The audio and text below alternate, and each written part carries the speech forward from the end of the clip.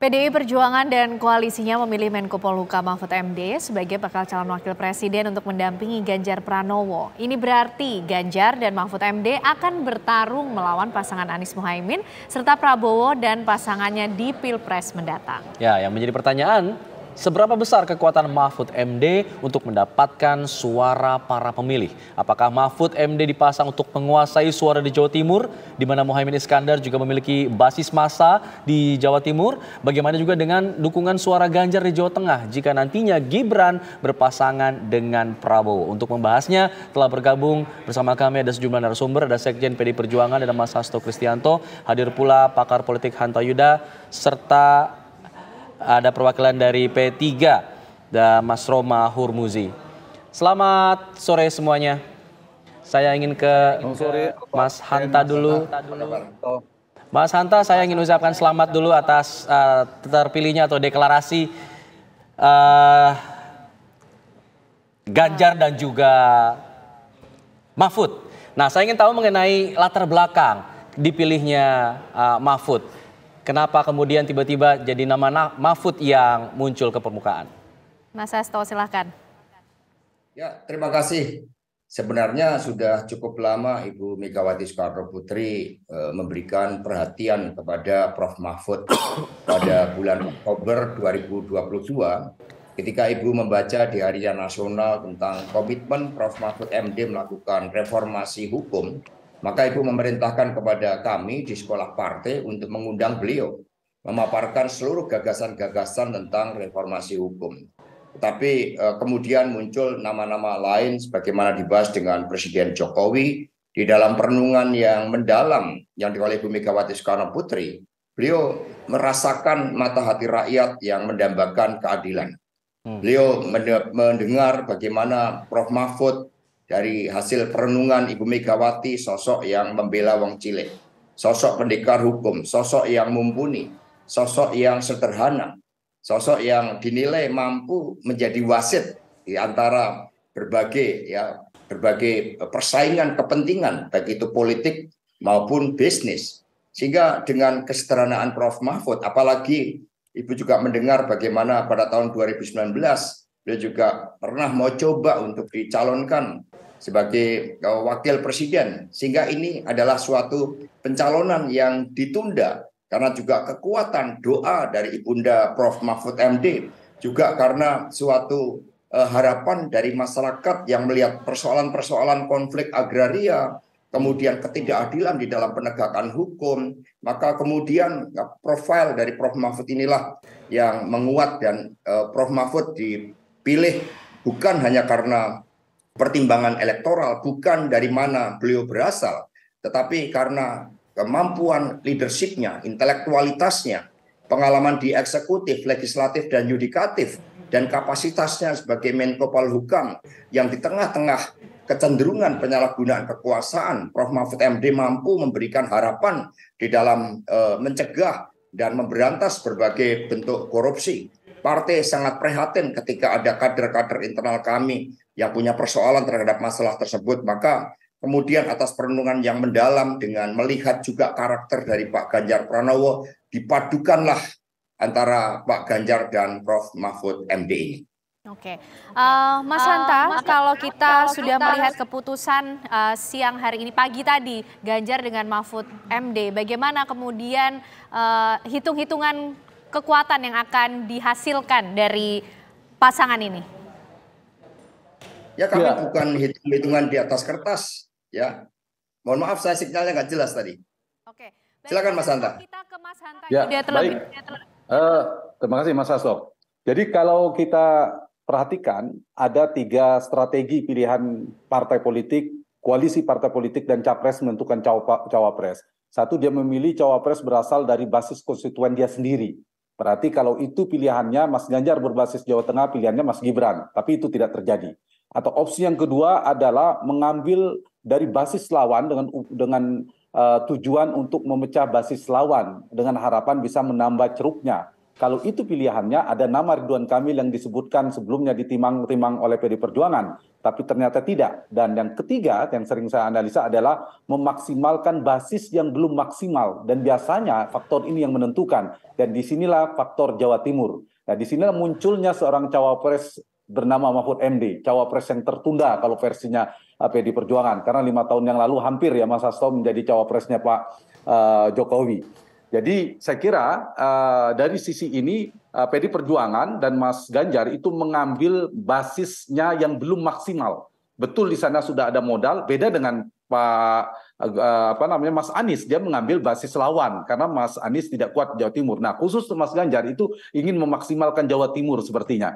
Nah, yang kedua, kalau kita lihat, ingin menjawab pertanyaan Ken tadi, ada 3 potensi kekuatan elektoral yang dimiliki oleh Pak Mahfud MD, yang dia kontributif sekaligus komplementer secara elektoral, yang bisa menambal titik-titik celah-celah kekurangan si capresnya, Mas Ganjar. Yaitu dari sisi geografis kewilayahan yang tadi saya sampaikan, Pak Mahfud memiliki basis kekuatan yang patut diperhitungkan, saya kira di Jawa Timur bersama beberapa nama, ada Kofifa, ada Pak Muhaimin, ada Pak Erick Thohir, 4 besar di Jawa Timur. Nah, karena itu Pak Mahfud saya kira relatif bisa diandalkan untuk dikapitalisasi secara elektoral.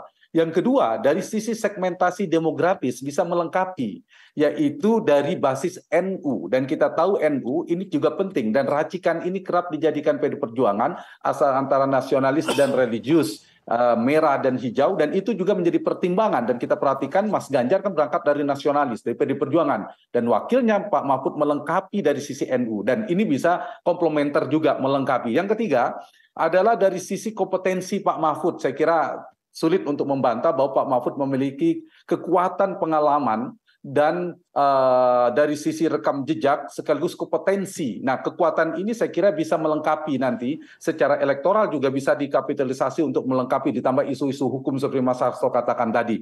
Nah, ini yang saya kira akankah akan direspon oleh Pak Prabowo yang belum memiliki cawapres, misalnya belakangan kerap disebut Mas Gibran, kekuatan Pak Mahfud yang saya katakan tadi itu justru menjadi titik kelemahan Mas Gibran.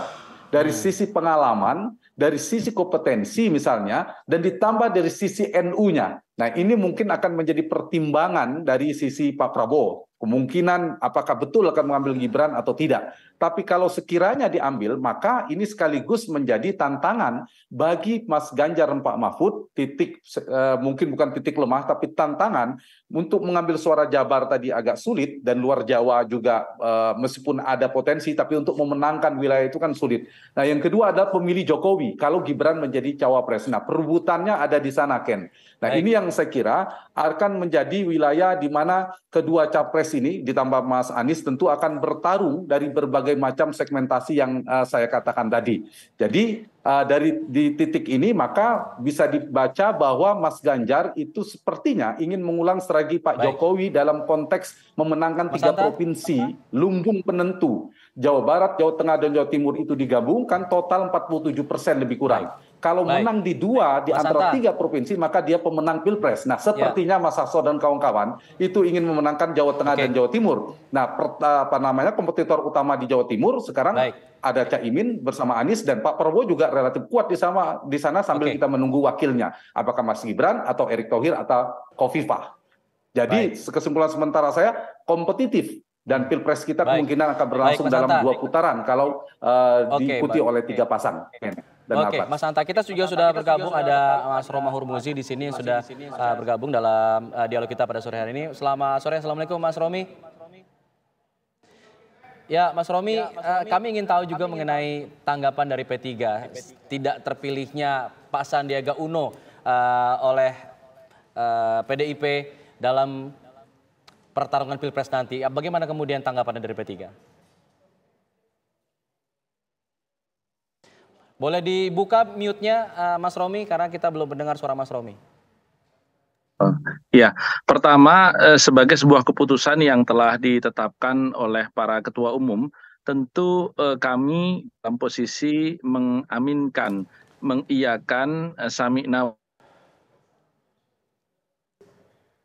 atau karena ini adalah sebuah proses. Satu calon wakil presiden tentu adalah seorang yang diputuskan berdasarkan saringan dari sekian banyak nama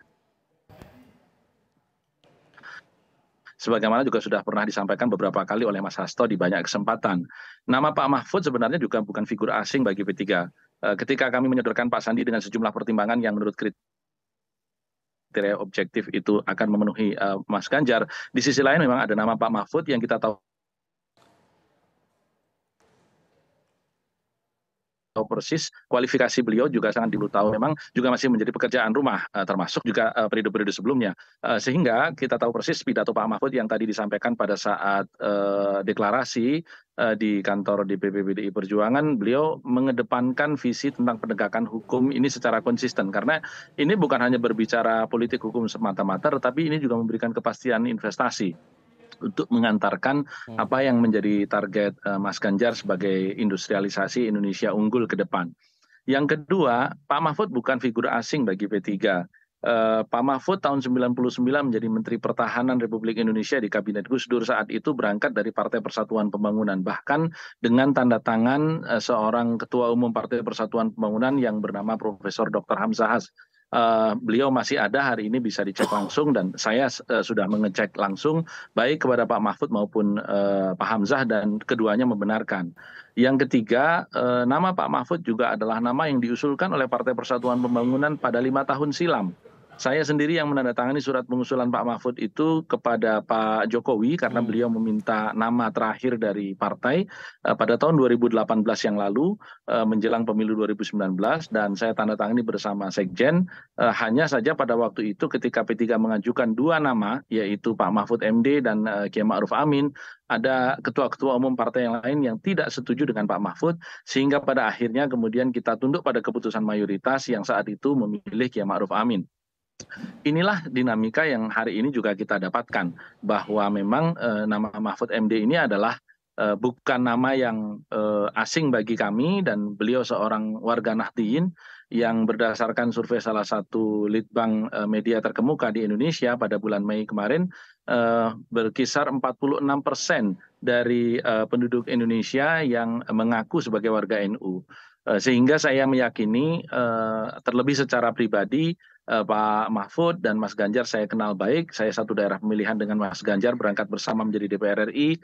Pak Mahfud juga saya kenal baik, sehingga saya melihat pasangan 2 orang ini adalah pasangan 2 orang baik, pasangan 2 orang lurus, pasangan 2 orang yang jelas-jelas memiliki integritas yang memang dibutuhkan oleh seluruh rakyat Indonesia ke depan.